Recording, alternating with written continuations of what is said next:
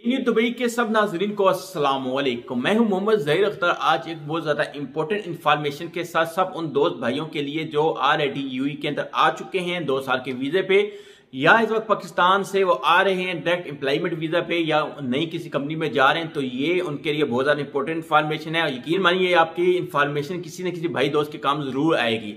तो बताता हूँ कि ये लास्ट वीक में भी कुछ दोस्तों ने मुझसे ये पूछा था कि सर जब हम पाकिस्तान में एजेंट हैं हमारे साथ, उन्होंने क्या किया कि वहां पे उन्होंने हमारा टेस्ट लिया इलेक्ट्रिकल का। हमारा तो एग्रीमेंट हुआ वो इलेक्ट्रिशियन का काम का हुआ है। जब हम यहाँ पे यूएई के अंदर आए हैं, जिस कंपनी में आए हैं, यहाँ पे इलेक्ट्रिशियन का काम नहीं दे रहा, किसी और फील्ड में काम दिया उन्होंने। तो हम क्या करें? तो इस मामले में मैं आपको एक थोड़ी सी इंफॉर्मेशन बता रहा हूँ। ये आपके फायदे का कानून है, आपके नुकसान का नहीं है। इस कंडीशन में आप कंप्लेंट भी कर सकते हैं अगर जो आपके साथ कंपनी का एग्रीमेंट हुआ है, जो ट्रेड हुआ है कि ये आपने एज ए इलेक्ट्रिशियन काम करना है और कंपनी आपको वो काम नहीं दे रही है, और आपकी वीजे के अंदर जो ट्रेड लगा हुआ है वो ट्रेड भी आपकी फील्ड का, लेकिन काम आपको वो नहीं मिल रहा है। उस कंडीशन में आप क्या करें कि आपके क्या राइट हैं, जान लीजिएगा। आप में से बहुत से लोगों के साथ ये मसला में भी आ रहा हो या आ चुका हो।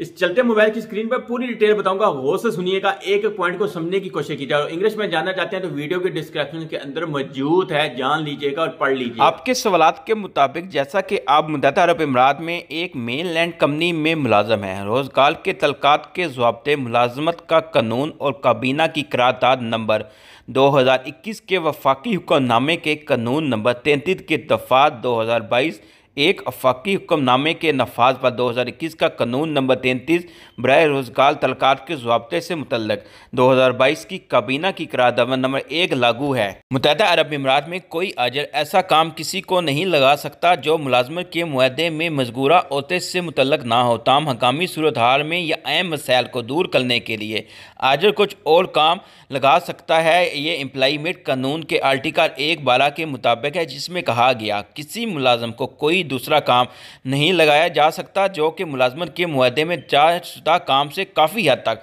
मुख्तलिफ हो, जबकि ऐसे काम ज़रूरी ना हो।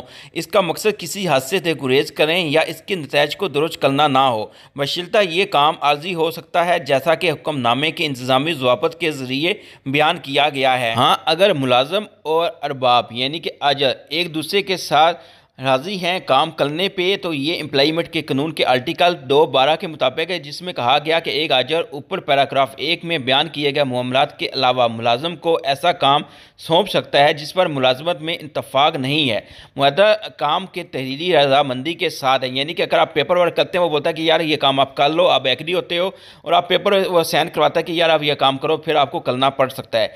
एक आजर 19 दिनों से ज़्यादा दूसरे काम तफसीर नहीं कर सकता। ये 2022 की कमीना की करारदाद 1 के आर्टिकल के मुताबिक है।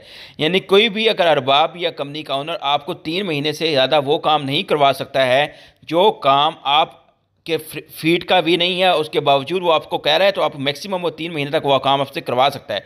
हुक्मनामे के आर्टिकल 12 के तफात के तहत कारकुन को मुतबादल काम के लिए तफसीर किया जा सकता है, यानी कि दूसरे काम के लिए उसको मुकर्रर किया जा सकता है जो बुनियादी तौर पर मुआहदे के मुताबिक काम से मुख्तलिफ एक इस्तना के तौर पर ज़रूरी है समझा जाता है, या किसी हादसे को रोकने के लिए, मुलाजम की वजह से होने वाले नुकसान की मुरम्मत के लिए, या मुलाजम को ऐसे काम पर तफसीर करने की ज़्यादा से ज़्यादा 3 महीने तक आता है।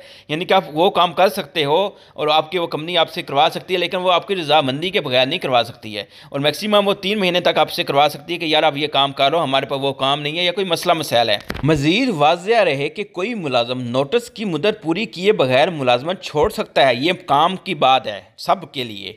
अगर वो काम कर रहा है तो मुलाजमत के मुआहदे में तयशुदा काम से मुख्तलिफ है।